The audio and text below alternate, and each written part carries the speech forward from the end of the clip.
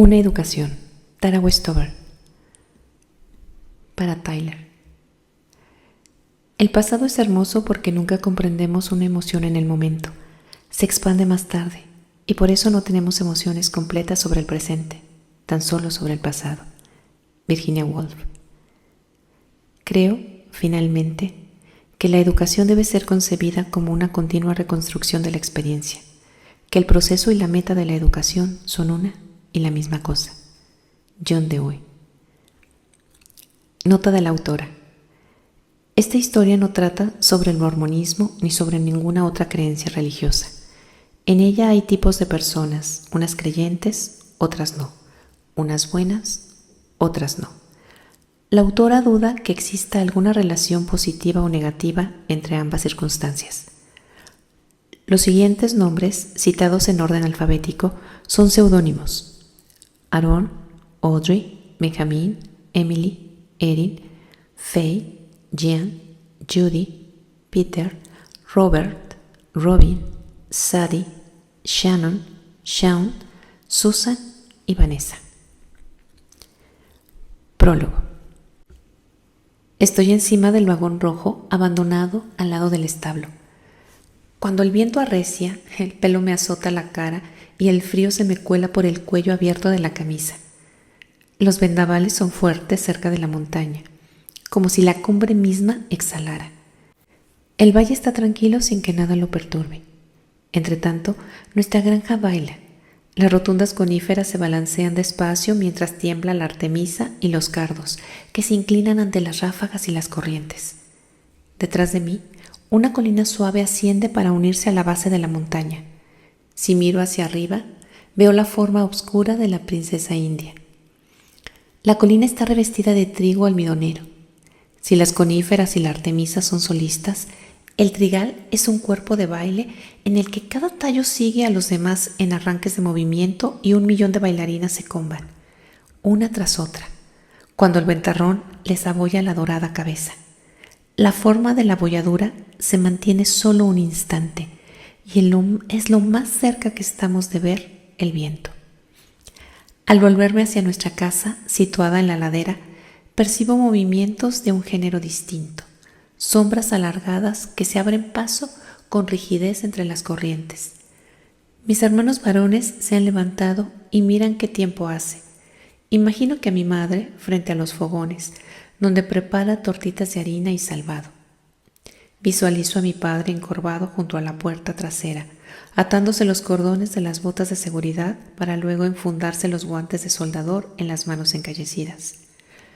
El autobús escolar pasa por la carretera sin detenerse. Aunque solo tengo 7 años, sé que ese hecho, más que ningún otro, diferencia a mi familia. Nosotros no vamos a la escuela. A papá le preocupa que el gobierno nos obligue a ir, pese a que no puede obligarnos porque no sabe de nuestra existencia. De los 7 hijos de mis padres, 4 no tenemos partida de nacimiento. No tenemos historia clínica porque nacimos en casa y nunca hemos ido a una consulta médica o de enfermería. No tenemos expediente escolar porque jamás hemos pisado un aula. Cuando cumpla 9 años, inscribirán mi nacimiento en el registro civil, pero ahora, según el estado de Idaho y el gobierno federal, no existo. Sí existía, desde luego. Había crecido preparándome para los días de abominación, esperando a que el sol se oscureciera y la luna rezumara sangre. En verano elaboraba conservas de melocotón y en invierno reordenaba las provisiones según su caducidad. Cuando el mundo de los humanos se viniera abajo, mi familia seguiría adelante, incoluble. Me habían educado en los ritmos de la montaña, en los que el cambio no era esencial, sino tan solo cíclico. Todas las mañanas aparecía el mismo sol, que después de recorrer el valle descendía detrás del pico. La nieve caída en invierno se derretía en primavera. Nuestra vida era un ciclo, el ciclo del día, el ciclo de las estaciones, un círculo de cambio perpetuo que, una vez completado, significaba que nada había cambiado. Creía que mi familia formaba parte de ese modelo inmortal, que en cierto sentido éramos eternos, pero la eternidad pertenecía solo a la montaña. Mi padre contaba una historia acerca del pico, antiguo y grandioso como una catedral. Si bien en la cordillera había otros más altos e imponentes, Buck's Peak era el de factura más bella, con una base que se extendía 1,5 kilómetros. Su masa oscura surgía de la tierra y se elevaba para formar un chapitel perfecto. Desde cierta distancia se distinguía la huella de un cuerpo femenino en la cara de la montaña. Las enormes quebradas constituían las piernas. El pelo era un conjunto de pinos dispuestos en abanico sobre la cresta septentrional. Su actitud era imperiosa, con una pierna adelantada en un movimiento vigoroso, más una zancada que un paso. Mi padre la llamaba la princesa india. Todos los años, cuando la nieve empezaba a fundirse, emergía de cara al sur para observar el regreso de los búfalos al valle. Mi padre decía que los indios nómadas esperaban su aparición como un inicio de la primavera, una señal de que la montaña se deshielaba, de que el invierno había terminado y de que había llegado la hora de volver a casa.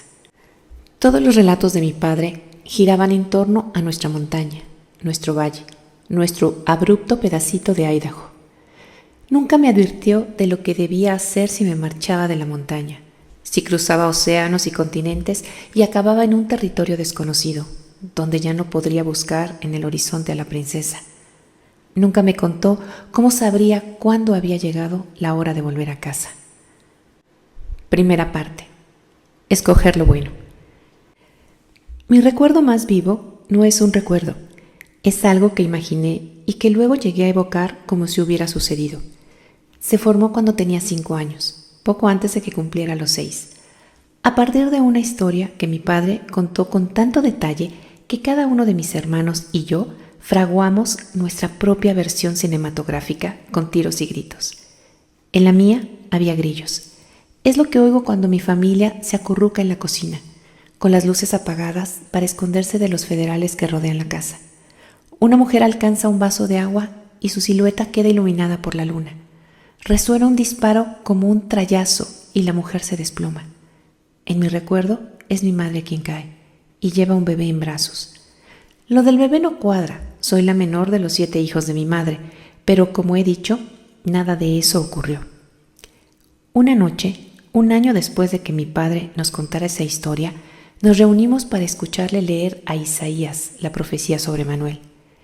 Estaba sentado en nuestro sofá color mostaza, con una Biblia enorme abierta sobre el regazo y mi madre al lado.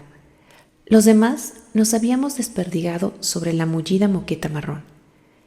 Comerá mantequilla y miel, sal, modeaba papá con voz débil y monótona, agotado tras una larga jornada acarreando chatarra, hasta que sepa desechar lo malo y escoger lo bueno. Siguió una pausa densa. Permanecimos en silencio. Pese a no ser alto, mi padre era capaz de imponerse en una habitación. Poseía presencia, la solemnidad de un oráculo. Sus manos recias y curtidas, las manos de un hombre que había trabajado mucho toda su vida, agarraban con firmeza la Biblia. Leyó el fragmento en voz alta una segunda vez, luego una tercera y una cuarta. Con cada repetición su tono se volvía más agudo. Sus ojos hinchados de cansancio, poco antes, estaban muy abiertos y alertas. La frase contenía una doctrina divina, afirmó. Consultaría al Señor. A la mañana siguiente sacó del frigorífico la leche, el yogur y el queso, y al atardecer regresó a casa con 200 litros de miel en el camión. Isaías no dice qué es lo malo, si la mantequilla o la miel, comentó con una sonrisa de oreja a oreja mientras mis hermanos arrastraban las cubas blancas hasta el sótano. Pero si le preguntáis, el Señor sí os lo dirá. Leyó el versículo a su madre, que se le rió la cara. Tengo unos peniques en el monedero, le dijo ella. Más vale que te los quedes. Con tu cesera no conseguirás nada más. La abuela tenía la cara delgada y angulosa, y un surtido ilimitado de falsas joyas indias, todas de plata y turquesa, que le colgaban en racimos largos y finos de los dedos y el cuello. Como vivía más abajo que nosotros, cerca de la carretera, la llamábamos abuela de colina abajo. Así la distinguíamos de la abuela materna, a la que llamábamos abuela de la ciudad, porque vivía 25 kilómetros al sur, en la única ciudad del condado que tenía un solo semáforo y un supermercado. Papá y su madre se llevaban como dos gatos con las colas atadas entre sí. Podían pasarse una semana entera hablando sin ponerse de acuerdo en nada, pero les unía su veneración por la montaña. Mi familia paterna llevaba un siglo viviendo en la falda del Buck's Peak, mientras que las hermanas de papá se marcharon al casarse. Él se quedó. Construyó una casucha amarilla que no llegó a terminar, más arriba de la vivienda de su madre, y planificó un desguace, uno de varios, en la base de la montaña, al lado del cuidado césped de la abuela. Discutían a diario, porfiaban sobre la suciedad del desguace y más a menudo sobre nosotros, los críos. La abuela opinaba que debíamos estar en la escuela, en lugar de vagar por la montaña como unos salvajes, según sus propias palabras. Mi padre afirmaba que la escuela pública era una artimaña del gobierno para alejar de Dios a los niños. Para el caso daría igual entregar a mis hijos al mismísimo diablo, decía, que enviarnos a la escuela. Dios ordenó a mi padre que compartiera la revelación con quienes vivían y trabajaban en la sombra de Buck's Peak. Casi todos se reunían los domingos en la iglesia, una capilla de color nogal situada al lado de la carretera, con el campanario pequeño y sobrio, típico de los templos mormones. Papá abordó a los padres cuando se levantaban de los bancos. Empezó por su primo Jim, quien le escuchó con aire afable mientras papá agitaba la Biblia y le informaba de que la leche era pecaminosa. Jim sonrió de oreja a oreja, le dio unas palmadas en la espalda y afirmó que ningún Dios justo privaría al hombre de un helado de fresa casero en las calurosas tardes de verano. Su mujer le tiró del brazo. Cuando Jim pasó de nuestro lado, percibí un olorcillo a estiércol. Entonces lo recordé. La enorme granja lechera, situada a menos de 2 kilómetros al norte de Buck's Peak, era suya. Después de que mi padre le diera por predicar contra la leche, la abuela llenó de ella la nevera. Si bien el abuelo y ella solo la tomaban desnatada, no tardó en tener también semidesnatada, entera e incluso con chocolate. Por lo visto, consideró importante mantenerse firme en ese aspecto. El desayuno se convirtió en una prueba de lealtad. Todas las mañanas nos sentábamos alrededor de una gran mesa de madera de roble rojo reciclada a tomar un tazón de 7 cereales con miel y melaza, o bien tortitas de 7 cereales también con miel y melaza. Como éramos 9, las tortitas siempre quedaban crudas por dentro. No me importaba comerme los cereales si podía remojarlos en leche para que la nata apelotonara el grano molido y penetrara en los grumos, pero desde la revelación nos lo tomábamos con agua. Era como zamparse un tazón lleno de barro. No tardé en pensar en toda la leche que se estropeaba en la nevera de la abuela. Entonces adquirí la costumbre de saltarme el desayuno todos los días para ir derecha al establo. Echaba de comer a los cerdos, llenaba el abrevadero de las vacas y los caballos, cruzaba de un brinco la valla del corral y rodeaba el establo para entrar en casa de la abuela por la puerta lateral. Una de esas mañanas, mientras estaba sentada al mostrador de la cocina observando cómo la abuela llenaba de copos de maíz un tazón, me preguntó: ¿qué te parecería ir a la escuela? No me gustaría. ¿Y cómo lo sabes, si nunca has ido?, me espetó. Tras añadir la leche y tenderme el tazón, se encaramó a un taburete del mostrador, enfrente de mí, y observó cómo me zampaba los cereales a cucharadas. Mañana nos vamos a Arizona, me informó, aunque yo ya lo sabía.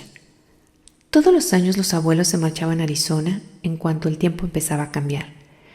El abuelo decía que era demasiado viejo para los inviernos de Idaho. Con el frío le dolían los huesos. Levántate temprano, añadió la abuela, alrededor de las 5, y te llevaremos con nosotros. Te matricularemos en una escuela. Me removí del taburete. Traté de imaginarme la escuela, pero no pude. Me vino a la mente la escuela dominical, a la que asistía todas las semanas y que detestaba. Un niño llamado Aarón había contado a las niñas que yo no sabía leer porque no iba al colegio, y desde entonces ninguna me hablaba. ¿Ha dicho mi padre que puedo ir?, le pregunté. No, pero cuando se percate de tu ausencia ya estaremos muy lejos, respondió la abuela, que dejó mi tazón en el fregadero y miró por la ventana. La abuela era una fuerza de la naturaleza, impaciente, enérgica, dueña de sí misma. Para mirarla había que retroceder un paso. Se teñía el pelo de negro, lo que realzaba la severidad de sus rasgos, en especial las cejas, que todas las mañanas se pintarrajeaba para formar gruesos arcos azabache. Se las dibujaba tan grandes que parecían estirarle la cara. Además se las trazaba muy altas, de modo que envolvían el resto de las facciones en una expresión de aburrimiento, casi de sarcasmo. «Deberías de ir a la escuela», dijo. «¿Y no te obligará mi padre a traerme a casa?», le pregunté. «Tu padre no puede obligarme a hacer nada de nada». La abuela se irguió. «Si te quiere aquí, tendrá que ir a buscarte». Dudó y por un momento pareció avergonzada. «Ayer hablé con él. No podrá ir por ti durante una buena temporada. Lleva muy atrasado ese cobertizo que está construyendo en la ciudad. No puede liar el petate y largarse a Arizona mientras el tiempo aguante y los chicos y él tengan por delante largas jornadas de trabajo». La abuela lo tenía bien planeado. Mi padre trabajaba de sol a sol las semanas anteriores a la primera nevada, a fin de que el transporte de chatarra y la construcción de establos le proporcionaran dinero suficiente para pasar el invierno, cuando se escaseaban los empleos. Aunque su madre se fugara conmigo, la pequeña de la familia no podría dejar de trabajar hasta que el hielo recubriera la carretilla elevadora. «Antes de marcharme tendré que dar de comer a los animales», dije. «Si las vacas rompen la valla para ir en busca de agua, papá se dará cuenta de que no estoy». No dormí aquella noche. Me quedé sentada en el suelo de la cocina viendo pasar las horas. La 1 de la madrugada, las 2, las 3. A las 4 me levanté y dejé las botas junto a la puerta trasera. Sabía que la abuela no me permitiría subir con ellas al coche porque estaban cubiertas de estiércol seco. Las visualicé en su porche, abandonadas mientras yo me iba descalza a Arizona. Imaginé qué ocurriría cuando mi familia reparara en mi ausencia. Mi hermano Richard y yo solíamos pasar días enteros en la montaña, por lo que con toda probabilidad nadie se daría cuenta hasta que la puesta del sol, al ver que Richard volvía a casa para cenar y yo no. Imaginé a mis hermanos saliendo en tromba en mi busca. Primero mirarían en el desguace, donde llevarían las planchas de hierro por si alguna se hubiera deslizado y me hubiese dejado inmovilizada. Después peinarían la granja, treparían a los árboles y rastrearían el altillo del establo. Por último, se dirigirían a la montaña. Para entonces ya habría caído la tarde.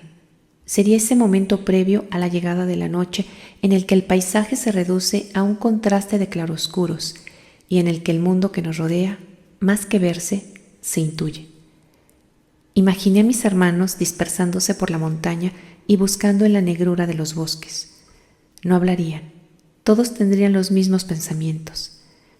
En la montaña todo podía torcerse de forma terrible. Aparecían barrancos de improviso.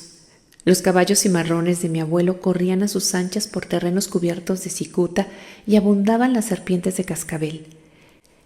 Ya habíamos realizado en alguna ocasión una batida cuando en el establo faltaba un ternero. En el valle lo encontrábamos herido, en la montaña, muerto. Imaginé a mi madre escrutando la oscura cima junto a la puerta trasera cuando mi padre llegara a casa para informarle de que no me habían encontrado. Mi hermana Audrey aconsejaría que alguien fuera a preguntarle a la abuela, y mi madre diría que la abuela se había marchado a Arizona de madrugada. Esas palabras flotarían un instante en el aire, hasta que todos cayeran en la cuenta de a dónde me había ido. Imaginé la cara de mi padre, los oscuros ojos achicados, la boca comprimida en una mueca de disgusto, cuando se volviera hacia mi madre. ¿Crees que ha decidido irse?, su voz resonaría grave y apesadumbrada.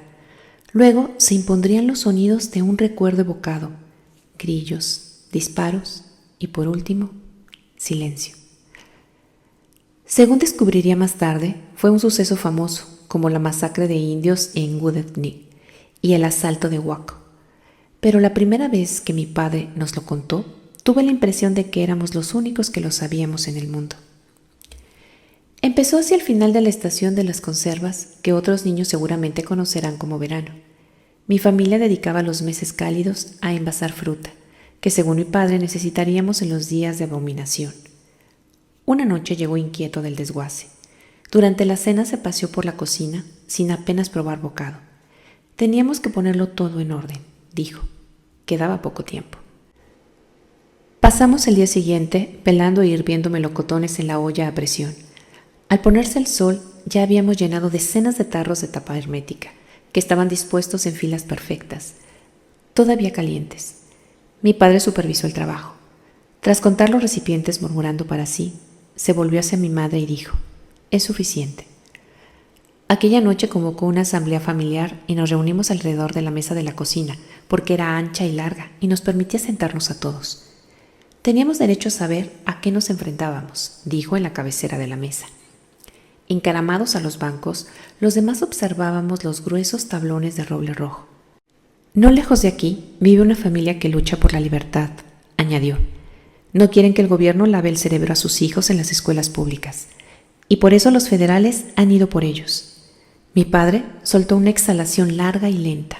Los federales han rodeado la cabaña, los tienen acorralados desde hace semanas, y cuando un niño hambriento, un chiquillo, salió a escondidas para ir a cazar, lo mataron a tiros. Miré a mis hermanos. Por primera vez percibí miedo en el rostro de Luke. Siguen en la cabaña, continuó papá.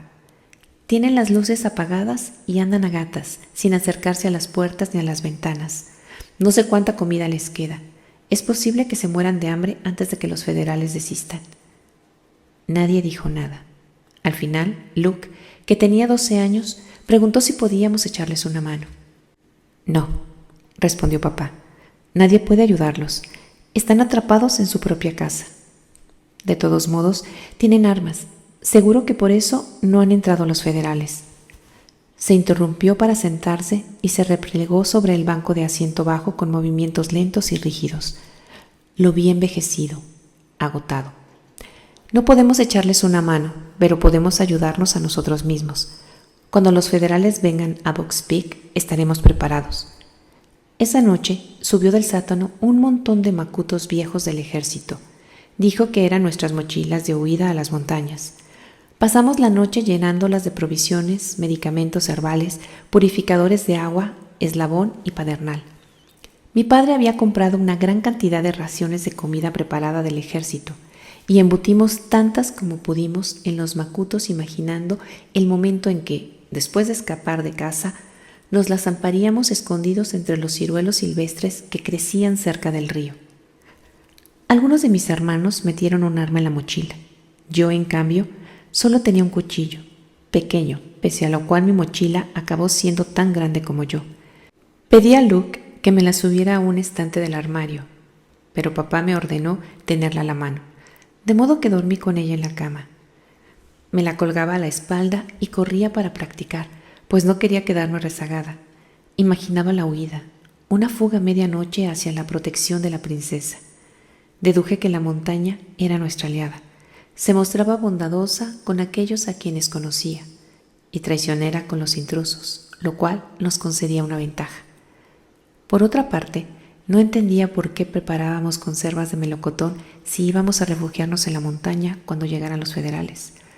Nos resultaría imposible acarrear hasta el pico 1 millar de tarros, con lo que pesaban. ¿O acaso necesitábamos la fruta para trincherarnos en casa como los Weaver y resolver el asunto a tiros? Lo de los tiros parecía probable, sobre todo cuando unos días después papá llegó a casa con más de una docena de fusiles y carabinas excedentes del ejército, en su mayoría SKS, con la fina bayoneta plateada plegada pulcramente bajo el cañón. Las armas llegaron dentro de las cajas estrechas de estaño y estaban cubiertas de cosmoline, una sustancia parduzca con la consistencia del sebo que evitaba la oxidación y que había que retirar.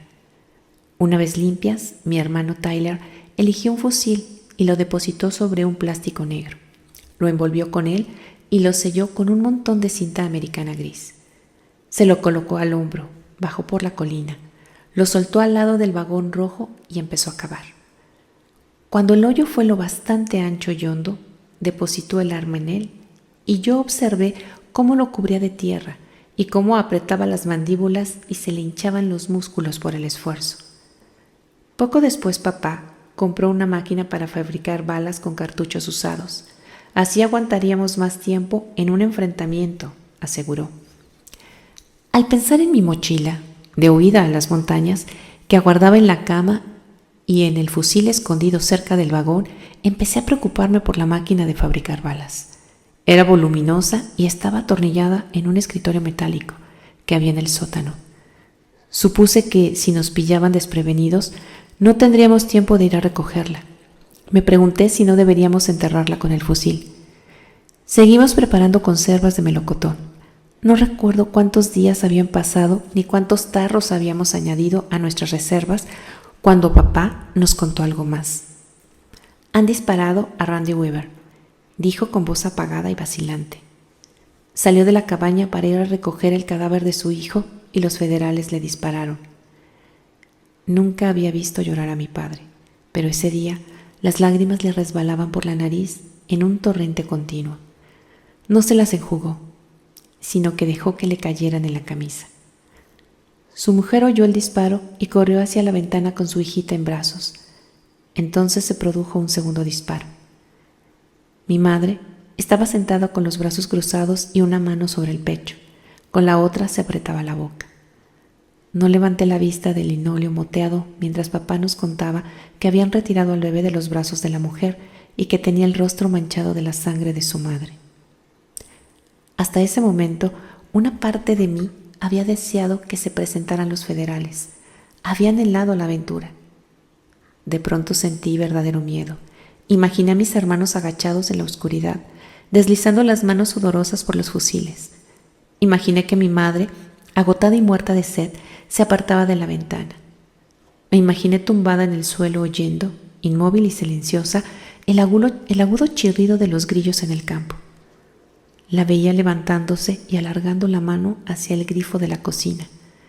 Un fogonazo blanco, el estruendo de un disparo y se desplomaba. Yo saltaba para recoger al bebé. Mi padre no nos contó el final. Como no teníamos televisor ni radio, tal vez no había llegado a enterarse de cómo acabó la historia. Lo último que recuerdo que dijo al respecto fue: la próxima vez, quizá, seamos nosotros. Esas palabras me acompañarían. Oiría su eco en el chirrido de los grillos, en el ruido húmedo de los melocotones al caer dentro del tarro de cristal, en el clic metálico de una SKS cuando la limpiaban. Las oiría todas las mañanas al pasar por delante del vagón y detenerme ante las pamplinas y los cardos borriqueros que crecían donde Tyler había enterrado el fusil. Mucho después de que papá olvidara la revelación de Isaías y mi madre volviera a tener en la nevera leche semidesnatada, en la marca Western Family, seguiría acordándome de los Weaver. Eran casi las 5 de la madrugada. Volví al dormitorio con la cabeza llena de grillos y disparos. Audrey roncaba en la litera de abajo, un murmullo apagado y satisfecho que me invitaba a imitarla. Sin embargo, no lo hice. Subí a mi cama, crucé las piernas y miré por la ventana. Dieron las 5, las 6. A las 7 apareció la abuela y la vi pasear por su patio y volverse cada pocos minutos para mirar colina arriba, hacia nuestra casa. Luego subió al coche con el abuelo y enfilaron hacia la carretera. Cuando el vehículo se alejó, bajé de la litera y me comí un tazón de salvado con agua. Kamikaze, la cabra de Luke, me saludó apenas salí de casa y me mordisqueó la camisa mientras me dirigía al establo. Pasé por delante del kart que Richard estaba construyendo con un cortacésped viejo. Eché de comer a los cerdos, llené el abrevadero y llevé los caballos del abuelo a otros pastos. Al acabar las tareas, me encaramé al vagón y contemplé el valle. No costaba imaginar que avanzaba y se alejaba veloz, que en cualquier momento el valle desaparecería a mi espalda. Había pasado horas proyectando esa fantasía, pero ese día la cinta no quiso girar. Me volví hacia el este, de espaldas a los campos, y miré el pico. La princesa siempre resplandecía más en la primavera. Apenas emergían de la nieve las coníferas, cuyas agujas mostraban un verde tan intenso que casi parecían negras contra los marrones leonados de la tierra y de la corteza de los troncos. Estábamos en otoño. La princesa aún se veía, aunque comenzaba a desdibujarse. Los rojos y amarillos de un verano moribundo opacaban su forma oscura. Pronto nevaría. Mientras que esas primeras nieves se derretirían en el valle, en la montaña persistirían y sepultarían a la princesa hasta la primavera, cuando reaparecería vigilante. Capítulo 2. La comadrona. ¿Tiene caléndula?, preguntó la comadrona. También necesitaría lobelia y amamelis. Sentada al mostrador de la cocina, la mujer observaba cómo mi madre rebuscaba en las alacenas del contrachapado. Entre ambas había una balanza electrónica, en la que de vez en cuando mi madre pesaba hojas secas. Estábamos en primavera y la mañana era fresca, pese a que brillaba el sol. Precisamente la semana pasada preparé un lote de tintura de caléndula. Dijo mi madre: Tara, corre a buscarla. Se la llevé y la metió en una bolsa de plástico del supermercado junto con las hierbas secas. ¿Algo más? Mi madre se echó a reír. Era una risa aguda, nerviosa.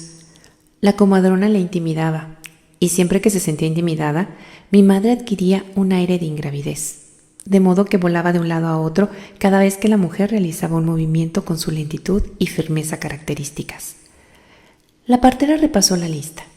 Con esto bastará. Era una mujer bajita y rechoncha de casi 50 años. Tenía 11 hijos y una verruga rojiza en la barbilla.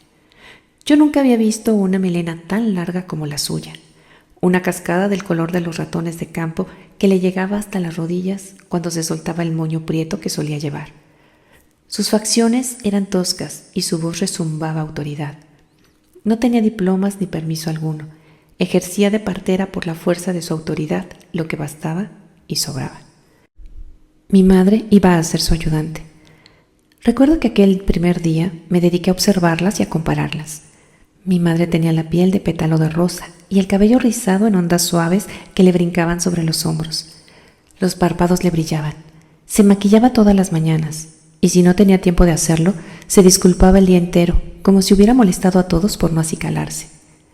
La comadrona daba la impresión de no haber pensado en su aspecto desde hacía una década y con su comportamiento lograba que se sintiera idiota por fijarse en él.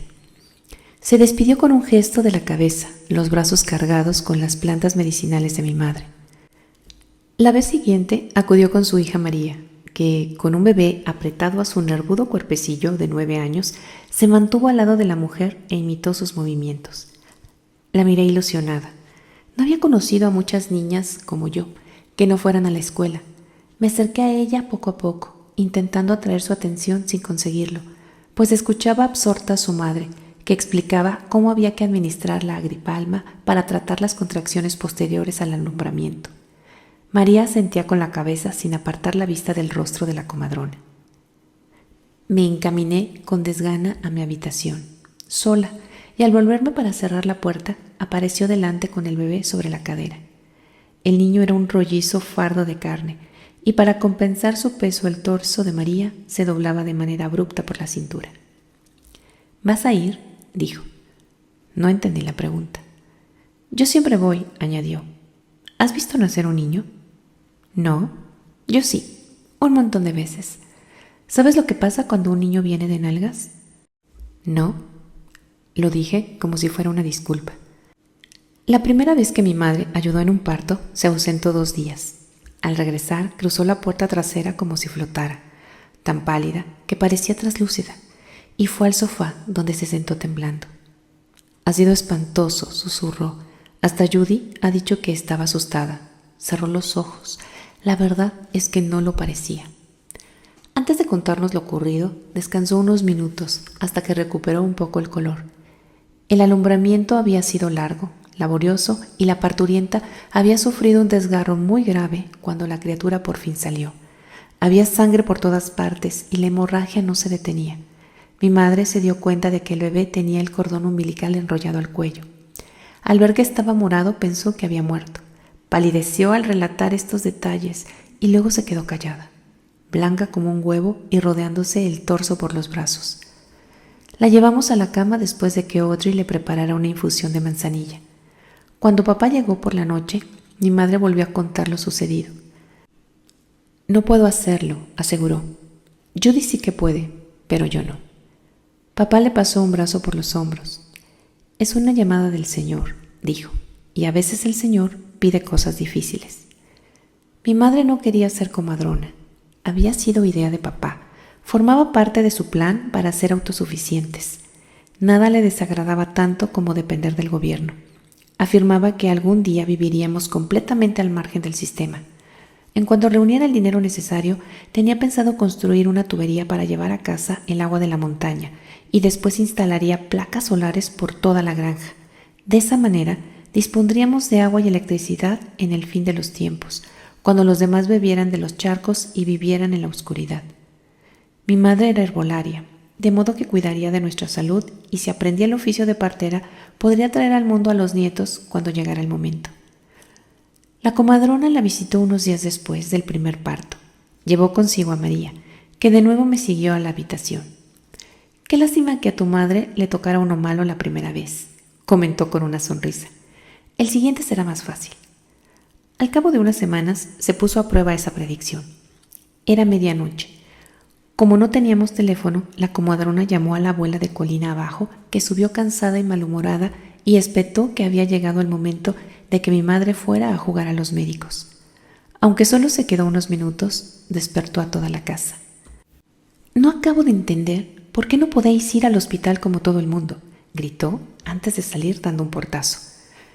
Mi madre recogió la bolsa de viaje y la caja de aparejos de pesca que había llenado de frascos turbios de tintura. Se encaminó despacio hacia la puerta y salió. Me sentí inquieta y no dormí bien. Sin embargo, a la mañana siguiente, cuando regresó con el pelo revuelto y oscuras ojeras, sus labios dibujaban una sonrisa amplia. «Ha sido una niña», anunció. Acto seguido, se fue a la cama y durmió todo el día. Así transcurrieron los meses. Se marchaba a cualquier hora del día y volvía temblorosa y profundamente aliviada de que el asunto hubiera concluido. Cuando las hojas de los árboles empezaron a caer, había ayudado en una docena de alumbramientos, a finales del invierno en varias docenas. En primavera le dijo a mi padre que era suficiente, que podía atender a una parturienta si hacía falta, si llegaba el fin del mundo y que de momento lo dejaba. Mi padre puso cara larga al oírlo. Le recordó que era la voluntad de Dios, que sería una bendición para nuestra familia. «Tienes que ser comadrona, tienes que atender los partos tú sola». Mi madre negó con la cabeza. «No puedo», dijo. «Además, ¿quién me contratará a mí pudiendo contratar a Judy?» Así llamó a la mala suerte, arrojó el guante a Dios. Poco después María me contó que su padre había encontrado trabajo en Wyoming. «Mi madre dice que la tuya debería relevarla», dijo.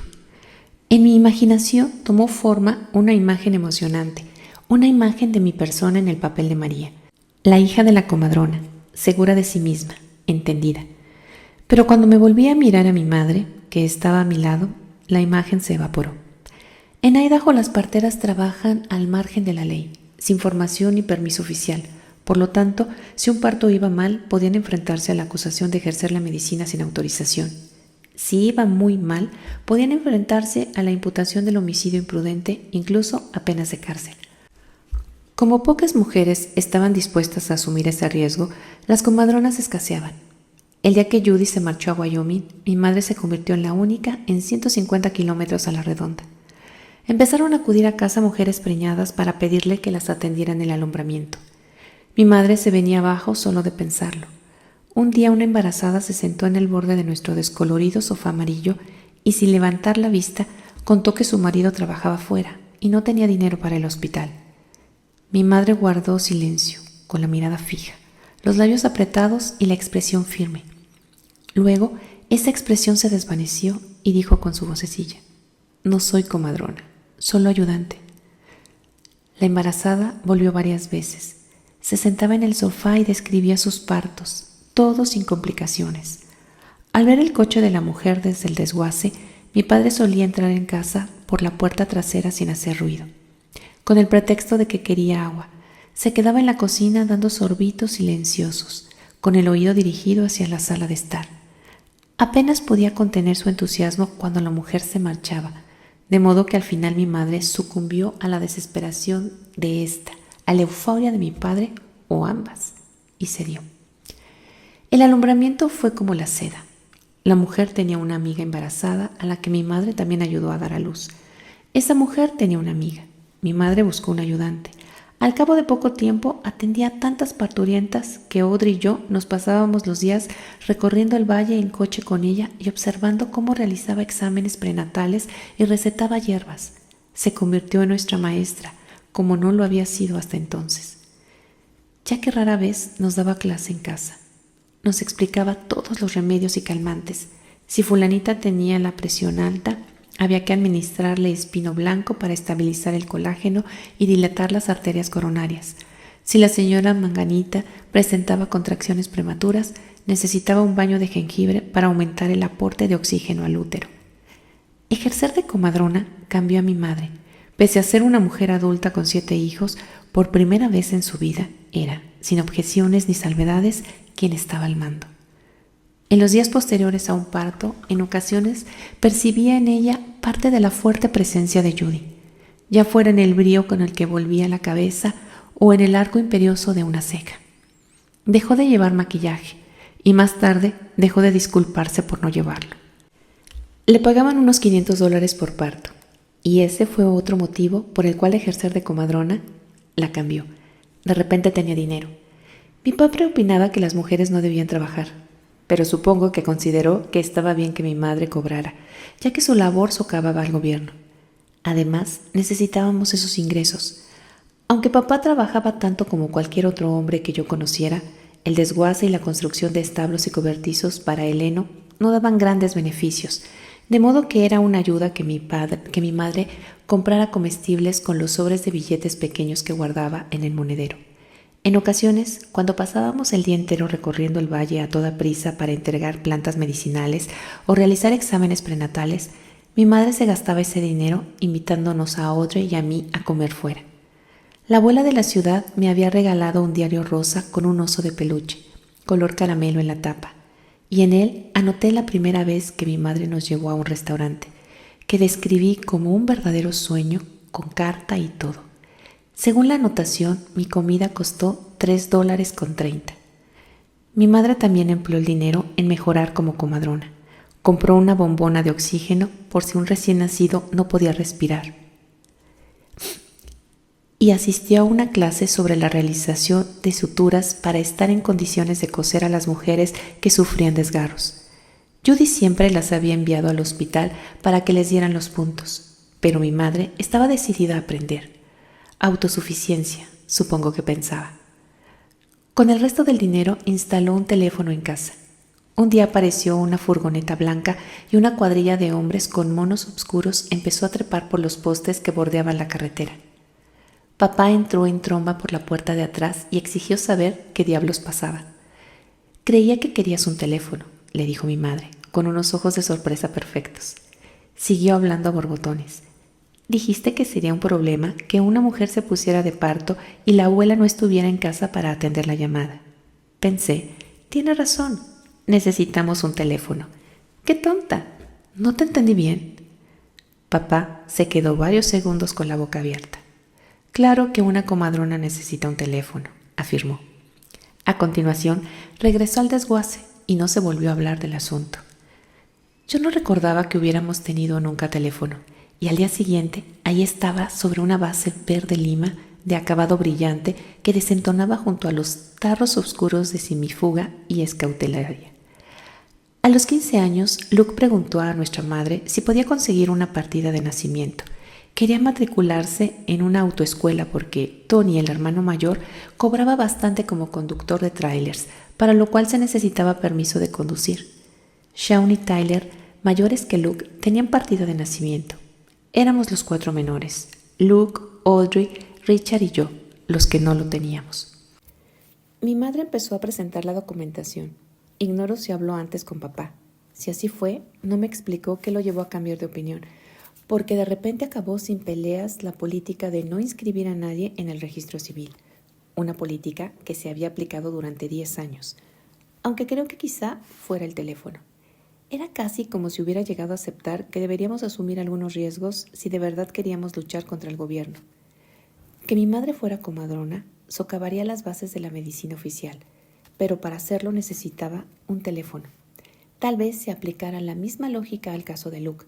Necesitaría un sueldo con que mantener a la familia, comprar provisiones y prepararse para el fin de los tiempos, por lo que necesitaba la partida de nacimiento. La otra posibilidad es que mi madre no consultara a papá. Quizá concluyera por su cuenta que aceptaría la decisión. Es posible que por un tiempo la fuerza de mi madre la desplazara incluso a él, un torbellino de hombre con un gran carisma. Una vez iniciado el papeleo para Luke, mi madre decidió inscribirnos a los demás en el registro civil. Resultó más difícil de lo que esperaba. Puso la casa patas arriba buscando documentos que demostraran que éramos sus hijos. No encontró ninguno. En mi caso, nadie estaba seguro de cuándo había nacido. Ella recordaba una fecha, papá otra, y la abuela de Colina Abajo, que fue a la ciudad para hacer una declaración jurada de que yo era su nieta, aportó una tercera fecha. Mi madre telefoneó a Salt Lake City, a la sede de la iglesia. Un administrativo encontró un certificado de inscripción de mi nombre, siendo recién nacida, y otro de mi bautismo, que, como todos los niños mormones, recibía a los 8 años. Mi madre solicitó copias que llegaron por correo al cabo de unos días. «Por el amor de Dios», exclamó al abrir el sobre. En cada documento constaba una fecha de nacimiento distinta, y ninguna de las dos coincidía con la que había puesto la abuela en la declaración jurada. Aquella semana mi madre se pasó varias horas diarias al teléfono, con el receptor apoyado en el hombro y el cable extendido a lo largo de la cocina. Guisaba, limpiaba y filtraba tinturas de hidrastis y de cardo santo mientras mantenían la misma conversación una y otra vez. Claro que debería haberle inscrito cuando nació, pero no lo hice. De eso se trata. Unas voces murmuraban al otro extremo de la niña. Ya se lo he dicho, y también a su subordinado y al subordinado de su subordinado, y a otras 50 personas esta misma semana. No tiene expediente escolar ni informes médicos. No los tiene. Nos los hemos perdido. No puedo solicitar copias. No existe. ¿Fecha de nacimiento? Digamos que el 27. No, no estoy segura. No tengo ningún documento. Sí, esperaré. Las voces pedían a mi madre que esperase en cuanto admitía que ignoraba mi fecha de nacimiento. La pasaban a los superiores, como si el hecho de que desconociéramos en qué día había nacido yo deslegitimara por completo la idea de que tenía una identidad. Era como si dijeran, sin fecha de nacimiento no puede ser una persona. Yo no entendía por qué no, hasta que mi madre decidió inscribirme en el registro civil. Nunca me había parecido extraño ignorar mi fecha de nacimiento. Sabía que había venido al mundo a finales de septiembre y cada año elegía un día, uno que no cayera en domingo, porque no es divertido pasar el cumpleaños en una iglesia. A veces habría deseado que mi madre me dejara el teléfono para explicarlo. Sí que tengo una fecha de nacimiento igual que usted, habría querido decirles a las voces, pero la mía cambia. ¿Acaso no le gustaría poder cambiar el día de su cumpleaños? Con el tiempo mi madre convenció a la abuela de Colina Abajo de que hiciera otra declaración jurada afirmando que había nacido el 27. Si bien la abuela seguía creyendo que era el 29 y el estado de Idaho me inscribió en el registro y expidió una partida de nacimiento fuera de plazo. Me acuerdo del día en que llegó por correo. Experimenté una curiosa sensación de desposeimiento al recibir aquella primera prueba legal de mi condición de persona. Hasta entonces no se me había ocurrido pensar que esa prueba fuera necesaria. Al final obtuve mi partida de nacimiento mucho antes que Luke la suya. Cuando mi madre contaba a las voces del teléfono que le parecía que yo había nacido la última semana de septiembre, enmudecían. En cambio, cuando les decía que no estaba muy segura de si Luke había nacido en mayo o en junio, se alborotaban. El otoño en que cumplí 9 años, acompañé a mi madre a un parto. Llevaba meses pidiéndoselo, recordándole que a mi edad María ya había presenciado una docena de alumbramientos. Yo no tengo un bebé al que dar el pecho, decía ella. No tengo motivos para llevarte conmigo. Además, no te gustaría. Al cabo de un tiempo, la contrató una mujer que tenía varios hijos pequeños. Acordaron que yo cuidaría de ellos durante el parto. Recibimos la llamada en plena noche. El timbre mecánico taladró el pasillo y contuve la respiración con la esperanza de que no fuera alguien que se hubiese equivocado de número. Al cabo de un instante, mi madre se acercó a mi cama. «Ha llegado el momento», dijo, y corrimos juntas hacia el coche. A lo largo de 15 kilómetros repasamos lo que yo debía decir si ocurría lo peor y se presentaban los federales. Bajo ningún concepto debía revelarles que mi madre era comadrona.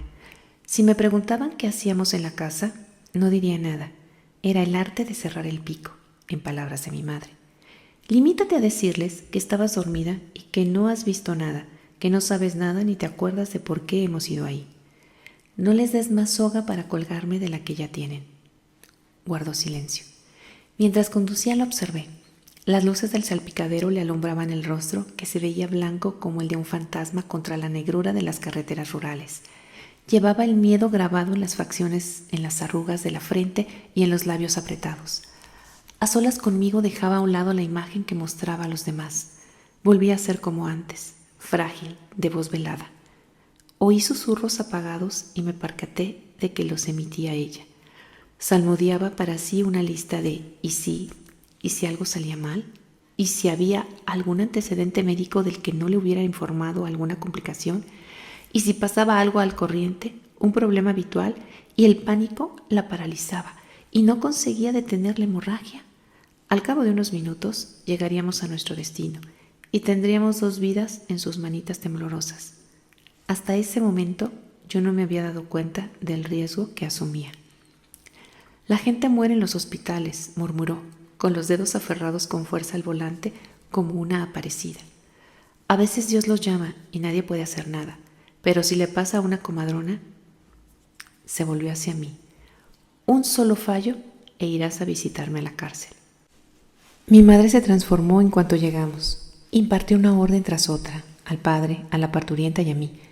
Casi se me olvidó hacer lo que me mandaba, pues no podía apartar la vista de ella. Ahora comprendo que aquella noche la vi por primera vez. Percibí su secreta fortaleza. Dio órdenes a voz en grito y nos movimos en silencio para obedecerlas. La criatura nació sin complicaciones. Aunque ser una testigo íntima de ese giro del ciclo de la vida, tuvo algo de irreal y romántico. Mi madre estaba en lo cierto. No me gustó. Fue largo y agotador y olía a sudor de ingles. No le pedí que me llevara al siguiente parto. Mi madre volvió a casa pálida y estremecida. Con voz trémula nos contó a mi hermana y a mí lo que había ocurrido. La frecuencia cardíaca del feto había descendido de forma preocupante hasta un simple temblor. Mi madre había pedido una ambulancia y luego, tras concluir que no podían esperar, había llevado en su coche a la parturienta. Condujo a tal velocidad que llegó al hospital con una escolta policial. En el servicio de urgencias procuró facilitar a los médicos la información necesaria sin parecer demasiado entendida, para que no sospecharan que era una comadrona sin autorización. Se practicó una cesárea de urgencia. La mujer y el recién nacido pasaron varios días ingresados y cuando les dieron el alta, mi madre ya había dejado de temblar. De hecho, se mostraba eufórica y había empezado a contar otra versión de los hechos, en la que saboreaba el momento en el que el policía la mandaba detenerse en el arcén y se quedaba de una pieza al encontrar en el asiento trasero a una mujer, a todas luces de parto, que gemía de dolor. Hice el numerito de la mujer atolondrada, nos contó a Audrey y a mí, con voz cada vez más alta. A los hombres les gusta creer que salvan a las descerebradas que se meten en líos ellas solitas. Solo tuve que apartarme a un lado y dejarle hacer el héroe. El momento de mayor peligro para mi madre llegó unos minutos después, en el hospital, una vez que se llevaron a la parturienta en una silla de ruedas. Un médico la paró para preguntarle por qué estaba presente al iniciarse el parto. Mi madre sonreía al recordarlo. Le hice las preguntas más tontas que se me ocurrieron. Ponía una voz aguda, coqueta, muy distinta de la suya. Anda, ¿eso era la cabeza del bebé? ¿Es que no salen primero los pies? El médico se convenció de que era imposible que fuera una comadrona.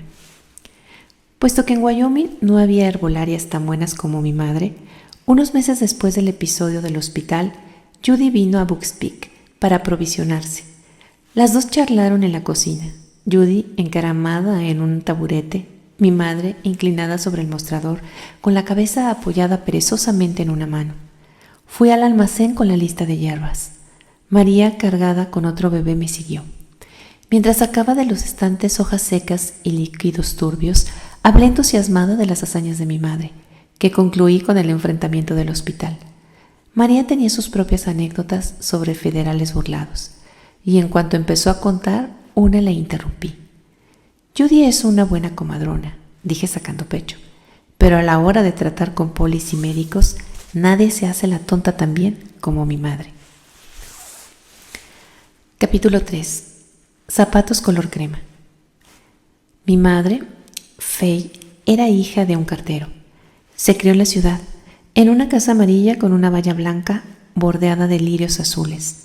Su madre era costurera, la mejor del valle a decir de algunos, por lo que de joven Faye llevaba ropa bonita, de hechura perfecta, desde chaquetas de terciopelo y pantalones de poliéster hasta trajes pantalón de lana y vestidos de gabardina. Iba a la iglesia y participaba en las actividades escolares y comunitarias. Su vida poseía un aire de intenso orden, de normalidad y de respetabilidad incuestionable. Fue su madre quien tejió con sumo cuidado ese aire de respetabilidad. Mi abuela, la Ru, alcanzó la mayoría de edad en los años 50, en la década de la fiebre idealista desatada tras la Segunda Guerra Mundial. Su padre era alcohólico en una época en que aún no se había inventado el lenguaje de la empatía y la adicción, cuando a los alcohólicos no se les llamaba alcohólicos, sino borrachos. La Ru pertenecía a una mala familia y se encontraba inmersa en una piadosa comunidad mormona, que, como otras muchas, castigaba en los hijos las faltas de los padres. Los hombres respetables de la ciudad no la consideraban adecuada como esposa. Cuando se casó con mi abuelo, un joven bondadoso, recién licenciado de la Armada, la Ru se dedicó a construir la familia perfecta, o cuando menos la apariencia de la familia perfecta. Creía que así protegería a sus hijas del desprecio social que tanto dolor le había causado a ella.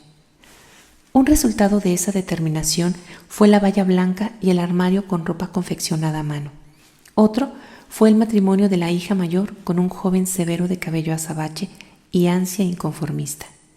Es decir, mi madre reaccionó de forma deliberada a la respetabilidad que había recibido en abundancia. La abuela quería regalarle el don que ella nunca había tenido, el de nacer en una buena familia. Pero Faye no lo quiso. Aunque no era una revolucionaria, incluso en el apogeo de su rebeldía mantuvo la fe mormona, con su veneración por el matrimonio y la maternidad. Al parecer, los disturbios sociales de la década de 1970 tuvieron al menos un efecto en ella. No quiso la valla blanca ni los vestidos de gabardina. Mi madre me contó decenas de historias sobre su niñez, sobre la inquietud de la abuela por la posición social de su primogénita, por si su vestido de pique tenía el corte adecuado y sus pantalones de terciopelo el tono de azul correcto. Casi todas concluían con la irrupción de mi padre, que cambiaba los pantalones de terciopelo por unos vaqueros. Recuerdo una anécdota en particular. Tengo 7 u 8 años y estoy vistiéndome en mi habitación para ir a la iglesia. Me he pasado un trapo húmedo por la cara, las manos y los pies. Me froto tan solo la piel que quedará a la vista. Mi madre me mira mientras me pongo un vestido de algodón que he elegido porque es de manga larga y así no tendré que lavarme los brazos, y la envidia le ilumina los ojos. Si fueras hija de la abuela, dice, nos habríamos levantado al despuntar el día para arreglarte el pelo. Habríamos pasado el resto de la mañana dándole vueltas a qué zapatos causarían mejor impresión, los blancos o los crema. La cara de mi madre se tuerce en una sonrisa desagradable. Se esfuerza por adoptar un tono de buen humor, pero el recuerdo es negativo. Al final elegiríamos los crema, y de todos modos llegaríamos tarde, porque en el último momento a la abuela le entraría el pánico e iría a casa de la prima donna para que nos prestara sus zapatos color crema, que tenían el tacón más bajo. Mi madre se queda mirando por la ventana. Se ha replegado en sí misma. ¿Blancos o crema? ¿No son el mismo color?, pregunto. Yo solo tenía un par para ir a la iglesia. Eran negros, o al menos lo habían sido cuando pertenecían a mi hermana.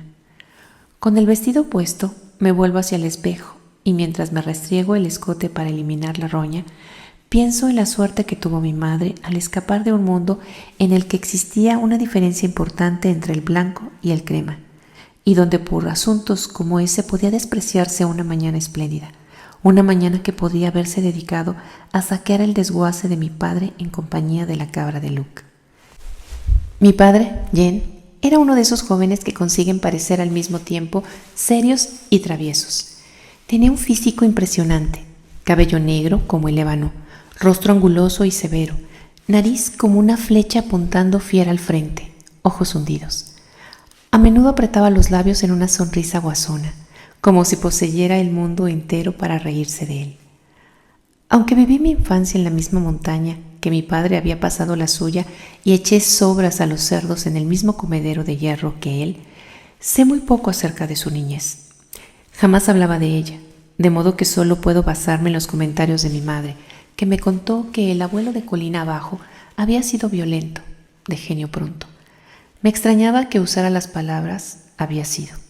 Todos sabíamos que no debíamos contrariar al abuelo. Tenía malas pulgas, no cabía duda, y cualquier vecino del valle lo habría dicho.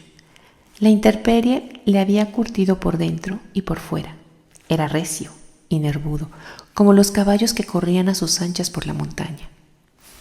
La madre de papá trabajaba en la ciudad, donde vendía pólizas de seguros. De adulto mi padre expresaría opiniones encendidas respecto a que las mujeres tuvieran un empleo, radicales incluso en nuestra comunidad rural mormona. El lugar de la mujer es su casa, decía siempre que veía a una mujer casada trabajando en la ciudad. Ahora que soy mayor me pregunto a veces si su enardecimiento tenía que ver con su madre más que con la doctrina. Me pregunto si habría deseado que la abuela se hubiera quedado en casa, con lo que él no habría pasado largas horas soportando el mal genio del abuelo. Las labores de la granja ocuparon la infancia de papá. Dudo que se planteara ir a la universidad. Ni siquiera estoy segura de que terminara las enseñanzas de la secundaria. En cualquier caso, según lo cuenta mi madre, papá rebosaba de energía, júbilo y garbo. Conducía un Volkswagen escarabajo azul celeste, vestía trajes extravagantes de telas coloridas y lucía un grueso bigote a la moda. Se conocieron en la ciudad, un viernes por la noche. Mi padre y un grupo de primos suyos fueron a la bolera donde Fay trabajaba de camarera. Era la primera vez que mi madre lo veía, por lo que de inmediato dedujo que no era de la ciudad y que debía de haber llegado de las montañas que rodeaban el valle. La vida en la granja había convertido a Jen en un joven distinto de los demás. Era serio para su edad, poseía un físico soberbio y un carácter independiente. La vida en una montaña proporciona una sensación de autonomía, una idea de privacidad y aislamiento, incluso de dominio. Es posible surcar ese vasto espacio a solas durante horas, vagar entre los pinos, arbustos y rocas. La quietud nace de la pura inmensidad, apacigua con su propia magnitud, que vuelve intrascendente lo meramente humano. Esa hipnosis alpina, ese enmudecimiento del drama humano, conformó a Jen.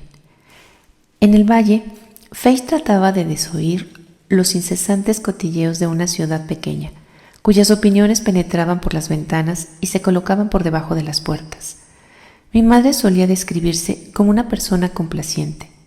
Decía que no podía dejar de pensar en cómo querían los demás que fuera y de retorcerse de manera compulsiva, a su pesar para adaptarse a esos deseos.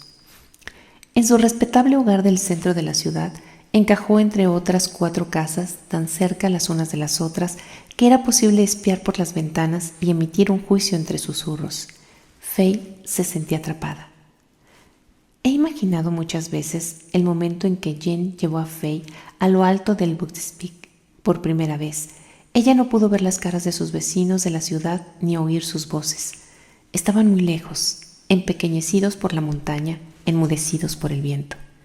Se prometieron poco después. Mi madre contaba una anécdota ocurrida antes de que se casaran. Como estaba muy unida a su hermano Lynn, lo llevó a conocer al hombre que esperaba que se convirtiera en su marido. Era verano, de anochecida, y los primos de mi padre armaban jaleo, como siempre después de una cosecha. Lynn llegó y al ver una sala llena de gamberros, patiestebados, que se agitaban los unos a los otros y golpeaban el aire con los puños apretados, pensó que presenciaba una pelea salida de una película de John Wayne. Quiso llamar a la policía. Le ordené que escuchara, decía mi madre con lágrimas en los ojos de tanto reír. Siempre relataba del mismo modo esa historia, que era nuestra preferida, hasta el punto de que, si se apartaba del guión habitual, la contábamos nosotros. Le mandé prestar atención a las palabras que intercambiaban a gritos.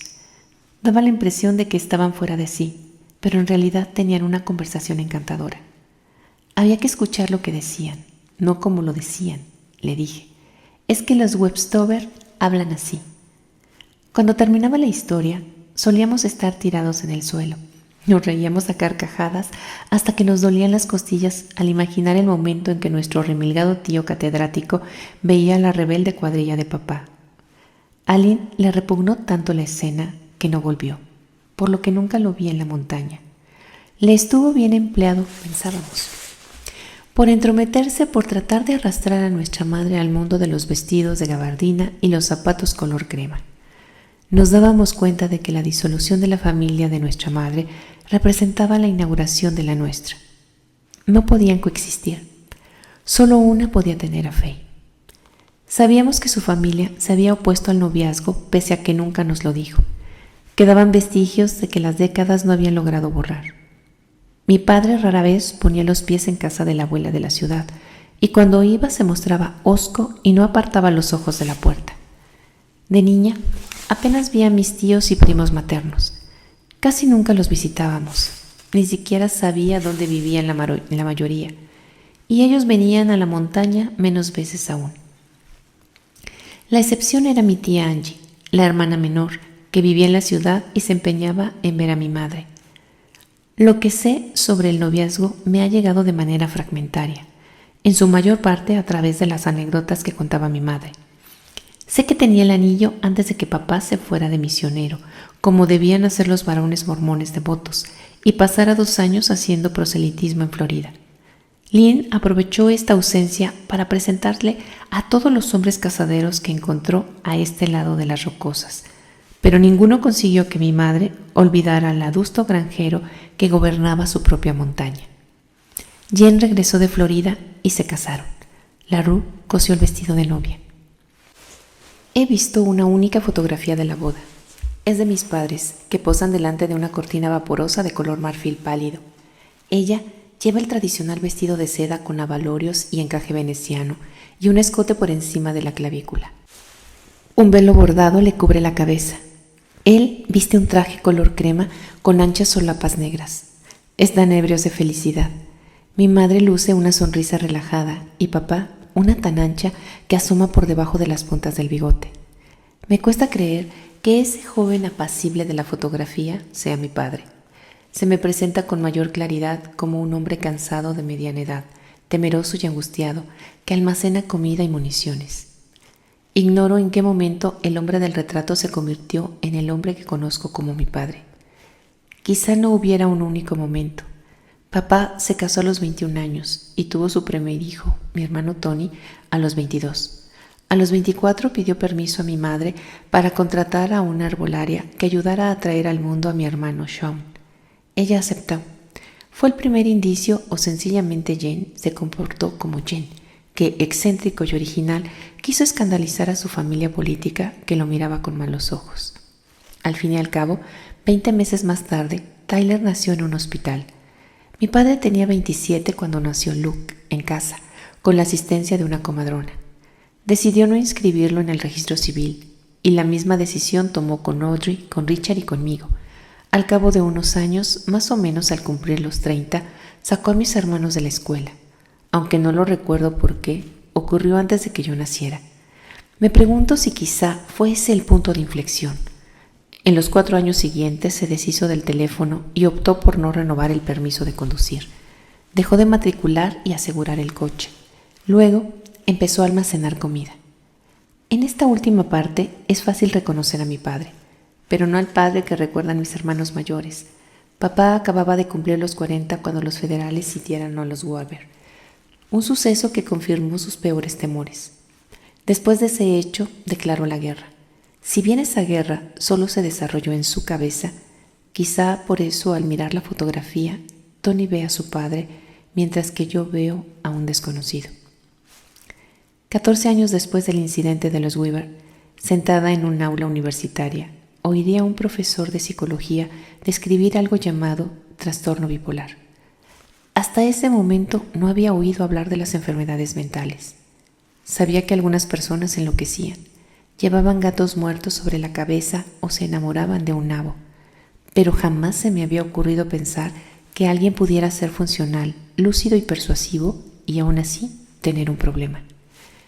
El catedrático enumeró los datos con voz mortecina y prosaica.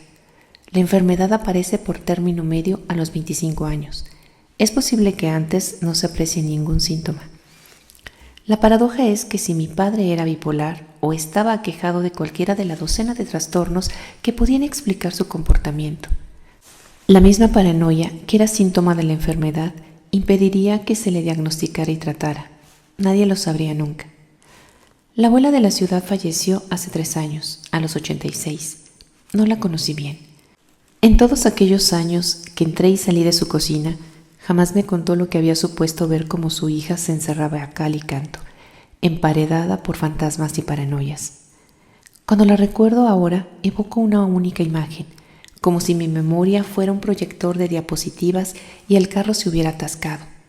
Está sentada en un banco acolchonado. El cabello le brota en rizos apretados y estira los labios en una sonrisa educada, que está soldada en el sitio. Su mirada es agradable, pero ociosa, como si contemplara la representación de un drama. Esa sonrisa me obsesiona. Era constante, la única cosa eterna, inescrutable, distante, desapasionada. Ahora que soy adulta y me he tomado la molestia de conocerla, sobre todo a través de mis tías y tíos, sé que la abuela no era nada de eso. Asistí al acto conmemorativo. El ataúd estaba abierto y me sorprendí escudriñando su cara. Los embalsamadores no le habían puesto bien los labios. Le habían arrancado la sonrisa cortés que había llevado como una máscara de hierro. Por primera vez la veía sin ella, y entonces caí en la cuenta.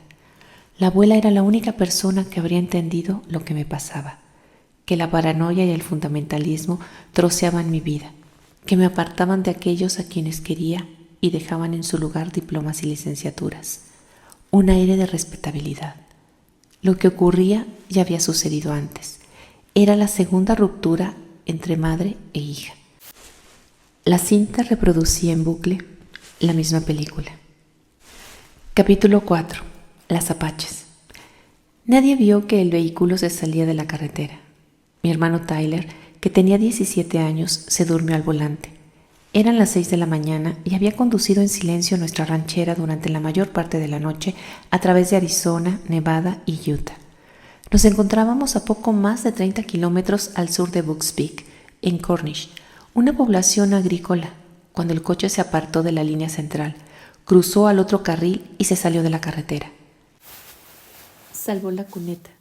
Se estampó contra 2 postes de duro cedro y solo se detuvo al chocar contra un tractor. El viaje había sido idea de mi madre.